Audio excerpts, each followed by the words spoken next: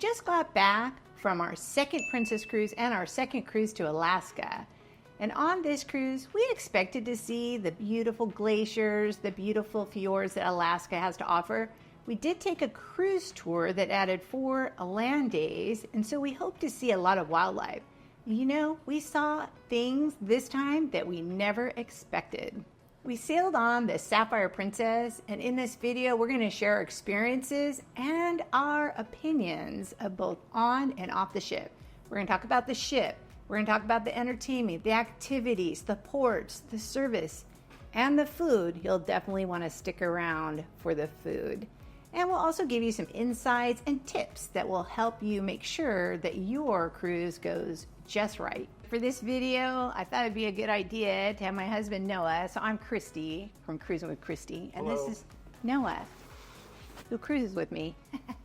We're going to start by talking about the ship. What can you tell us? Let's see. It's a Grand Class ship. It was launched in 2004. That was when the first Incredibles movie came out. And you know what I found out? I knew it was refurbished in 2018, but isn't this an amazing coincidence that that's the year that Incredibles 2 came out? And you know, those kids don't look a year older. It has 18 decks, and the tonnage is 115,875. I'm so curious. You'll have to leave a comment below if that's something that you're interested in, because it sure seems like in just about every YouTube video I watch, they talk about the tonnage of the ships, and it just seems like Such a huge number, it's hard to wrap your head around. it's big. The capacity is 2,670 at double capacity. Now, on this sailing, there were a lot of kids, so I'm guessing there was even more people than that. And then they have a crew of 1,100. I like that ratio. It's almost like a 1-to-3 ratio, which is great. There was definitely a lot of crew, and the service was great. Stick around to the end. We're going to talk about the service. The first thing we're going to rate is the ship. Okay, so this is what you're going to think about. You're going to think about the restaurant, the theater, the lounges, the walkways, the buffet, the piazza in the middle of the ship. So think about all those things and then give it a rating. Okay. This is a rating of the public spaces on the ship. Okay. Ready? Yep. Go. All right. So I have 7.5. You have 9. I gave it a 9. Okay. I thought the public spaces were beautiful. I thought that they really maintained. The piazza was glitzy. The lounges, they were a little dated. They definitely had a classic vibe. I gave it a 9 because it's a little dated because it's from 2004. What about you? 7.5. What were you thinking? In the piazza, there was not enough seating for when they did the paper airplane competition, the egg drop. The ship was, again, above double capacity. So there are times and areas where it felt crowded. What's an area you thought was kind of crowded? The theater, for pretty much all the shows, it was filling up. So if you had a bigger party or you wanted specific seats, you better get there early and get them. I think a half an hour ahead.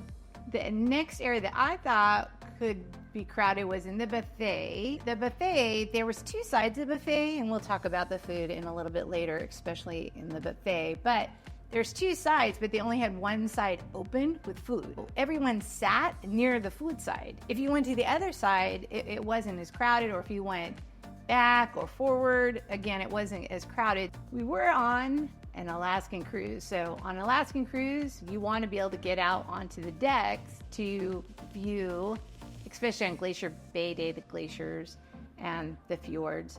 That was one time when you could see there were a lot of people on the decks. This is also a time where we kind of marveled. Everybody would kind of congregate at one part along the railing. And so we just kept walking, and then there was plenty of places right on the railing to see. Glaciers are huge. Just move a little bit. That was one of the nice things about Sapphire Princess too, is that promenade deck all the way around so that you could be on the promenade deck. Way up on the top of the deck, there's Skywalker's Lounge, and that is where it's on deck 17. Yeah, on the stern of the ship. Way on the stern of the ship. So we knew we wanted to have that spot for glacier viewing. So we got there at 5 a.m. It was hilarious. We get there at 5 a.m. There was no one else there. Next, we're going to rate technology. And for this, we're going to rate the Wi-Fi, the medallion technology, and the Ocean Now delivery. We didn't get Princess Plus, so we didn't have the Wi-Fi or the Ocean Now, but our son Cody and his fiance did. So we're going to go based upon our experiences sitting right next to them with those technologies. Go ahead and give it a rating, your technology rating. Okay. Ready? I'm ready. Go. What did you do? I gave it a 10. Oh, I did a 9. I had high marks. So why did you give it a 9? Well, in general, I think that it was really good. The medallions worked good for opening our rooms. It always recognized us, and the door was unlocked right as we approached to it. It works good. And then I really liked having that for when we got on and off the ship. I think it made that whole process move quickly. So when you're in port and disembarking, embarking, you would just come up and scan your medallion, and then I think a picture of you would come up on their screen, and then they would check it, and then it would go through. Here is a medallion tip. So first of all, here's your medallion. So there's lots of things that you can put it in to wear as a wrist, as a bracelet.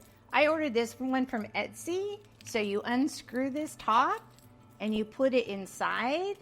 That didn't work because when you went to scan it, it was enclosed and it wouldn't beat through. So I would not suggest you get anything where you have to put the medallion inside like some kind of container. We're gonna move on to the cabins now, which will include a little bit about like your plugs, your outlets, things like that. So when you make your routing, when you make your rating, these are the things you're gonna think about. The bed and the bedding, the bathroom, the outlets, the lighting, just the general layout, the storage that was available, and then the aesthetics. So what you thought about what it looked like. You got it? Yeah, I got it. Okay, here we go. You got it. 7. Ooh, I gave it a 7.5. Here's the things that I would say. First of all, the lighting was a little dim, so it makes me think about next time I sail, I'm just gonna bring like a lighted makeup mirror because I felt like the makeup area was a little dim. The technology, like there was hardly any plug. So I brought this. This is what I always bring. I thought it was gonna be great. It wasn't great. As soon as you plugged it in, you plugged in the same place the light was for the lighting for the makeup area, you know, their desk area. And so it like turned the light off. So that was dumb. I was super glad that I brought this one. Whoa, flying things. This one, because this one I could plug in and I could do my USB and USB-C. No, US. Do you say USB-C? Whatever. The little ones. Anyway, so I was super happy that I had brought that along. That was a newbie for this trip. So that, and then the bathrooms definitely need an update. So I don't know if they even touched them back in 2018 because they were dated and they had a shower curtain that I don't like clinging to my leg. You gave it a 7.0. That seems kind of low. Why did you give it a 7.0? So everything that you said, I agree with all of that. And then the nightstands, the lights on those, they did have USB plug in those, but it was the same issue. We just got right before we went on the trip. Yeah. I got an iPhone 15. It has a different style plug, so I wasn't able to charge my phone right there. So everything had to go into that unit that Kristie bought. Yeah, so that's a tip. When you go on your cruise, make sure that you have an adapter that will go from a USB to whatever your phone is, because that they just don't have. They have USBs, and they don't have the newest, latest, greatest, especially on a 2004 ship. Moving on from the cabins to the entertainment in the main theater. So we're going to talk about the production shows. We're going to talk about the comedian, and there was a juggler on our cruise, and then there was like a guest singer that did like 80s ballads. So let's go ahead and write our rating. Okay, ready? Yep. Go. I give him 7. I gave an 8. Okay, so this is definitely an area of, for me, that was, is that all there is? Is that all there is?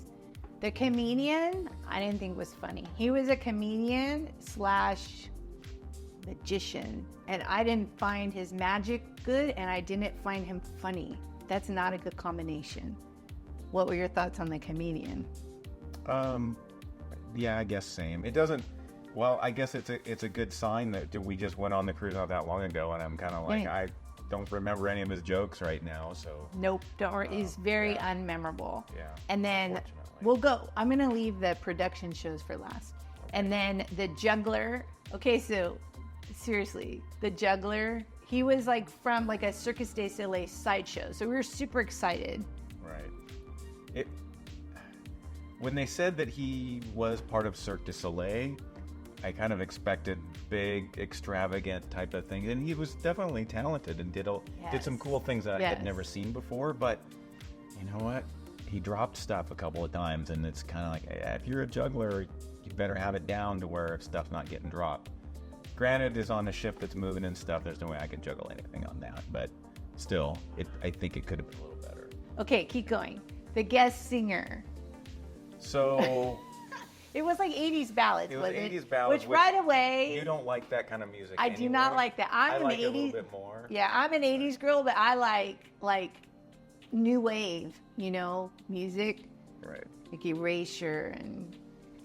Right. This was more like 80s ballad, hair band. Ryan Adams. Yeah, Bon Jovi, that kind of stuff. I know. It's like some of it's okay. Some of it's okay for me, but the ones that were chosen and just his singing style and stuff, I didn't think it really meshed well with that type of music. Okay, so let's go on to the production shows. The production shows. I like the production shows. I always like the production shows. The only thing I would say is that all there is that they had the live band, like the house band, backing them for only one of the 3 shows. Right. I'm like, bring that live band. I really enjoy when they have a live band. Moving on to activities. So for the activities, we're going to talk about the things that we did in the lounges, which was the trivia, the game show, the bingo. And then in the piazza, we did an egg drop. We did the paper airplanes. And then there were officers versus guests competition. So all of those things, you're going to give it a rating. Okay? Out of 10. Out of 10. What do you think? Okay. Ready? Mm-hmm. Go. Ooh, high scores. I gave it a 9. 9.5. I knew. Yeah, it was really good. So maybe I could be persuaded to make it higher. So I'm going to start with the lounges and the trivia. I thought the trivia was definitely relevant. Like they had lots of different trivia. It was pretty funny. Our son was super excited. They were going to have a Star Wars trivia. And did he do as well as he thought he was going to do? We did pretty good, but there was a couple pretty obscure things we didn't get. Somebody beat us. They are Star Wars nerds, so I expected to get 20 out of 20. There were people there that were 20 out of 20. Yeah. Okay, and then game shows. What do you think of the game shows? I thought they were fun. I don't, like, some of them were pretty, like, if you were up there, you were on the spot. Yes. So you better, like, be in the spotlight. One of them was, they said, name all the Princess cruise ships. And so I was on the sideline screaming, Sun Princess, Emerald Princess, Coral Princess. I don't think they could hear me, but I was yelling as loud as I could. And then I thought the funniest one, oh my gosh, it was so funny. It had, like, the cruise directors were the 3 people up, the contestants. And they weren't the contestants, but they were, like, telling, like, they were given words like farture, F-A-R-T-U-R-E. And they had to say, like, what it meant. 2 of them told the truth, and it was moo, right? Wasn't it like truth or moo? And so 2 of them were lying, moo, and one of them was telling the truth. And oh my gosh, I was laughing so hard I was crying. That was super funny. I think that was the most fun one. It was hilarious. The cruise director, his name was Oz. Oz, yeah? Mm-hmm. He was funny. And his, like, assistants were funny too, so that was great. Okay, and then the bingo, I thought the bingo was fun. Mm-hmm. I'd never been on bingo on a cruise ship. So we got the daubers and Yeah, that was fun. Yeah, it was a fun thing to do. And then I honestly think, I love to be in the game shows and I didn't get onto any of the game shows. So if you want to be in the game show, I learned something. I got to get there really early to sign up because they definitely, I don't even know, I don't know how they pick people, but get there early. And then in that piazza, they had activities where like everybody could do them. So they had an egg drop where you had to like design something. You signed up like on Tuesday and they didn't do the egg drop till Friday. Our egg did not crack. So my idea was to get the pillow off the bed and shove it into one of our backpacks. And then we did put the egg in a baggie just in case it did crack, so it didn't make a big mess. And it did not crack, so that was great. And then Cody, he designed, who's the guy, Roger, or he designed some fancy thing with straws. Straws. Yeah. He put a lot of time and effort into it. He did, and it cracked. Yeah. So, the one that surprised me, this guy used one of the pop-up hampers, and he put the egg in, and I thought, there's no way that's going to make it. Nope, it worked beautifully. So, and then the paper airplane contest was fun. Mm-hmm. Yeah, they held up a ring, like I think it was like a hula hoop or something like that, and you had to make paper airplane, like throw it to go through the ring. Yeah, none of us made it, but Cody designed some really good ones. He's a good airplane maker, so I felt confident going up to throw it that it wasn't just going to. Here's the thing. When you go, if you like to do activities, do them. If you don't like the activities, do them because they're so much fun. They're like the most fun part. At least go and watch and be a part of the excitement. You don't necessarily have to be the one out there on the floor if you don't want to be. That's more your thing than my thing. He's an introvert. And he did it. Of course, I'm dragging him, but he did it. It was fun. And it was fun. Mm-hmm. Oh, we're going to go off the ship and we're going to rate the ports. We're going to talk about the ports from the ship, and then we'll talk about the land portion after. We've got Ketchikan, Juneau, and Skagway. And mind you, we've been to these places before, so given that, you can rate it either way. Just rate it. Rate the ports. Okay. Ready? Yep. Bam. 10. Oh. Big move. 10. I had a great time. I loved it. The only thing that made it maybe be a 9 is that it rained on our Juneau day. But you can't control that. No. Ketchikan was so awesome though. Last year we did the Great Lumberjack Show. I'm a fan. I thought it was great. But this year, oh boy. Go ahead. Yeah, we went on the Bering Sea crab boat. It was so much fun. Awesome. It was so much fun. Yes. So if you have time to do both, do both. But if you don't have time to do both, do the Bering Sea. Oh my gosh, it was so much fun. So this boat was in the wildest, Deadliest Catch. Deadliest. TV show. TV show in the second season. And basically the guy who owned the ship transformed it into a tourist attraction. And there were so many fun things. They hauled up crab you got to touch it. They went to like an area that was an eagle colony, and because it was on native land, they could feed the eagles, and they're swarming all over the place. And that was really cool. It was so cool. Just the eagles was worth the price of admission. Yep. So highly recommend that. Yeah, highly recommend it. And then let's move on to Juneau. For us in Juneau, last year we went whale watching and we saw 23 whales. It was great. So we wanted to do something different. So this year we made our way to the Mendenhall Glacier, not on a tour and not on a bus, because the buses are $70 each. That's one of the reasons it didn't get a 10. Oh, because the 9, yeah, because the buses were so expensive. Yep. Right, and we ended up doing that. It was Lyft or Uber. It was great. That was really good. That was a good call. So here's the tip. The tip is if you want to go to the Mendenhall Glacier and you're not going to go whale watching or something attached to it, then you can take a lift. There was 4 of us in the lift. We were quite cramped, but it was fine. And we went, and it was $40 to get there and $50 to get back. And what the person at the visitor center suggested we did, and that was to ask the driver to be back, like in 2 hours. So the driver was back in those 2 hours, and he took us back into town because we did have cell service, but she was a little concerned in case there was no cell service. And we went to the Nugget Falls in the pouring rain, but I just made it, had a good attitude. So that was great. But oh boy, that was amazing. I love doing that. So even though pouring rain, Just go. Here's a tip though. Tip. Always pack a poncho. Because here's the thing. We have rain resistant, like I have a Columbia rain resistant water jacket, but in order to be rain or waterproof, then it wouldn't breathe. Well, the fact that it breathes means it's gonna breathe some water in.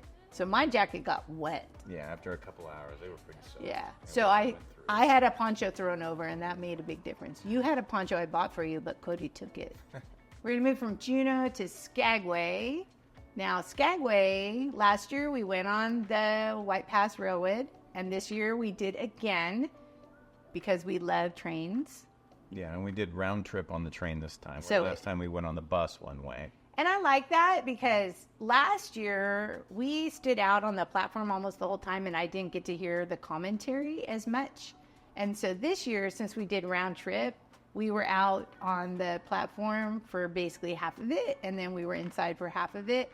And I think it was 2.5 hours, but it did not feel that long. No. I think it felt like it went fast too, because when they get to the end and then have to come back, you don't have to get off or anything. The train just kind of goes around a little loop and then just keeps going, so you don't stop.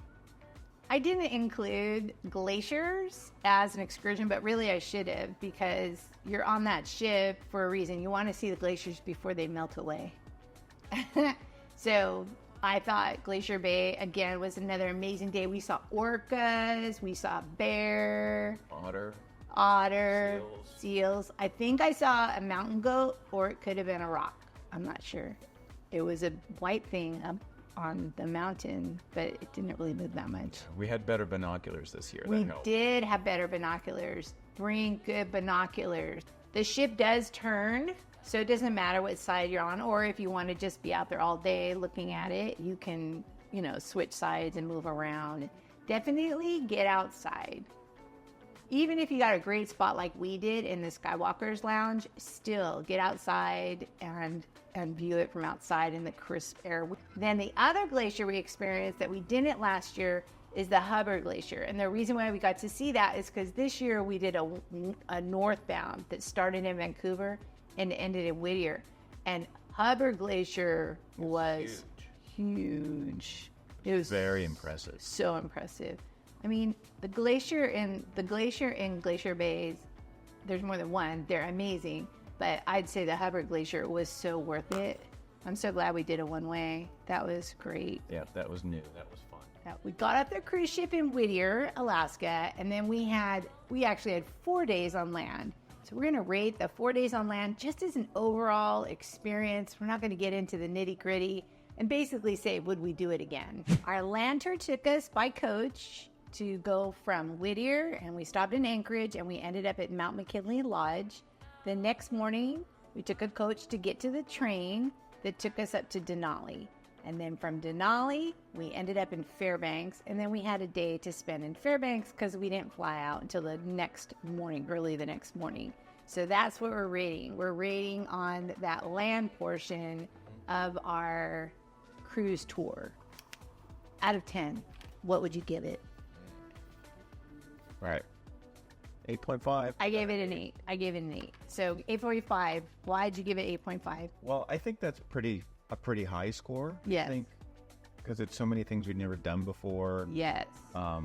It was almost like starting a new vacation. Absolutely. Switching to land, so that was a lot of fun. Agreed. We got to go to some cool lodges. We got to see a little bit of wildlife. Overall, it was a great experience. I just thought it went too fast. So for me, it just went by too fast. You're in each location for one night, and you really don't get there till after lunch. So you really don't have time even to go on even a small hike. So that's why I would say I give it an 8. I would go again in a heartbeat, but I would have a longer one, right. A longer time on land. We're back on the ship. For this last part, we're going to talk about the food. And really, to be fair, we're going to break it down because there's some good and there's some bad. So I want to talk about each area so that you kind of hear our thoughts, starting with the main dining room. So main dining room, food, talking about food. The service, we'll talk about service in a minute too, but spoiler, service on cruise ships that we've been on is amazing. Oh, 8. I gave it 8.5. Okay. So let's, the food in the main dining room. So I'm going to talk generally just about the menu itself. I thought that the menu, I like the menu. I like the variety. They always, almost every single night, there's a beef option, a fish option, a vegetarian option, a pasta option, a pork option, a poultry option. Sometimes the poultry was duck though. And then they have their princess, like, standards. Their, what do they call it? Princess favorites, right? They have the princess favorites every night. I felt that the variety was good. However, I am an adventuresome eater. If you're not an adventuresome eater, I would have liked to see a chicken breast on the princess favorites, because there were evenings where I could see maybe you had a hard time finding something to eat on some of the nights. Yeah, I think part of the reason that's why 8.0 on this is there was, I know at least one, maybe there was 2 nights where I was kind of like, you know what? I would go with one of the princess favorites, and the princess favorite that I would choose would have been the salmon, but we tried the salmon early on, and I didn't think it was as good as it could have been, so I didn't choose that. I ended up getting something that was one of that evening's entrees, and it was fine, but it wouldn't have been my first choice. So the fallbacks, the princess favorites, weren't really that exciting. They have to be better. We're going to move on to, I need the eraser. We're going to talk about the International Cafe, which has sandwiches and they have pastries. We didn't see any cookies there. On our last cruise, there were cookies. They do have specialty coffees and teas. If you have the Princess Plus package, they're included. Otherwise, they're a la carte. Yep. Go. For me, it had what I wanted. The only thing that was missing, now I'm hedging again, they didn't have any turkey. So they had cheese, they had salami, they had mortadella, they had ham, they had almond cheese, but they didn't have any turkey, which I kind of get because maybe they're worried that it's going to spoil faster. But it really does leave that person who doesn't eat, only eats turkey and chicken, it leaves them without a choice. We've made it to a part of the cruise that was the ugly. All right, breakfast, rating, 1 rating, lunch, another rating. So the first number is breakfast, the second is lunch. Ready, go. Ready, go. Okay. 3, 2, 1. 8 and 6. 6 minus. I gave it a 6 minus. Okay, 9 for breakfast. Why a 9 for breakfast? 9 for breakfast. They had the breakfast stuff that I like to eat normally if we're going out on the cruise, whatever. So scrambled eggs, bacon, toast. They had, if I wanted cold cereal and milk, they had that.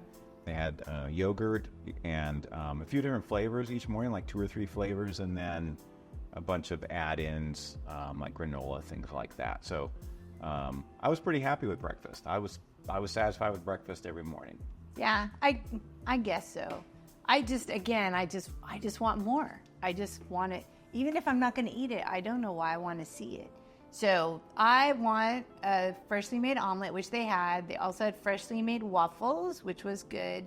I did like that they would make your toast for you right there. Like, you give them toast and they would toast it so it'd be hot. It's not sitting there like in a bin. So I don't know. They had a lot of food that I wouldn't eat for breakfast, but I guess you just pass it. They looked to me like it was Indian food. So I'm not going to eat Indian food for breakfast. So I thought that was kind of interesting choices.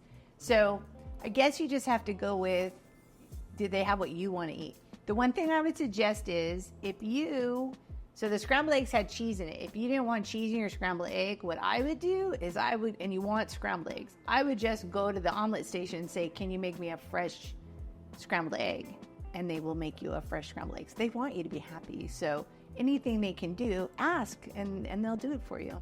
Okay, let's go on to lunch. I'm going to start with lunch. No, you can start. Go ahead. Okay. Lunch was unusual. Unusual. Ooh, yeah. Good word. So, like you said, you just mentioned like Indian food with breakfast. There was definitely, it seemed like some Indian influence there. There was a lot of like meats with sauces and stewy kind of stuff. They did have sandwiches. I think one day I noticed there was like a sandwich station where you could make a sandwich or whatever. But I didn't see a whole lot of other choices. It was difficult to find things that I would want to eat during lunch. The first day we went to the buffet, we went at lunch. And so the first experience with the buffet was at lunch. And we walked in and we walked by this area that was the buffet. And then I thought, oh, there'll be more on the other side. We walked to the other side. There was no more. So we went back to the first side, which was small. I mean, it was like a small buffet like you'd have at a restaurant. And I guess we're just used to like walking these long halls that have all sorts of different options for you to choose from. And they just weren't there. And my thing is, I always want the freshly made option. So they did have, again, I didn't see the freshly made sandwiches. I must have skipped that, missed it. And they did have like ramen one day, like our fresh made ramen. But I don't know, I'm like looking for a carving station every day. No carving station. And in like a Mexican food, no taco station, no nachos. I was looking for an Italian station, no Italian station. So they just didn't have the variety that I look forward to when I go to the buffet on a cruise. We've made it out of the buffet alive. Here's the thing. Did I have enough to eat on the cruise? Yes, I did. I had enough to eat, enough to gain 10 pounds. So obviously, we got enough to eat. Now we're on to service. What would you say out of a 10, 0 being the worst, 10 being the best, what would you give the service? Ready? Yep. Go. A 10. It's great. I love being on a cruise ship. I wish life was a cruise ship with people saying good morning, good evening. How can I help you all day long? I love that. I love being on a cruise ship. It's so fun. Yeah, everybody's happy to see you. They want you to have a great experience. Ask anybody for anything, and they will do whatever they can to get it for you. Even though Sapphire Princess may leave you wondering, is that all there is? When it came to the food in the buffet and the entertainment in the main theater, it still is a great way to travel. Heading to Alaska? Watch this video next, where I share all the mistakes you want to avoid on your Alaskan cruise. Happy sailing!